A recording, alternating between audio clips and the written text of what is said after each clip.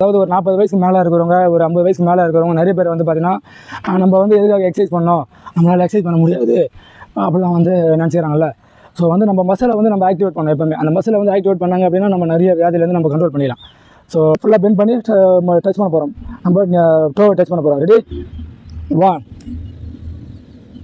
2 3 4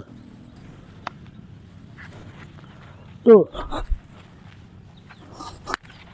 3. நல்லா பெண்ட் பண்ணு பாடு. 4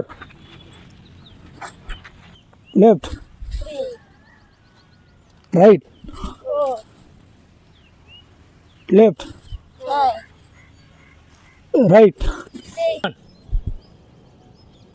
2 3 4 5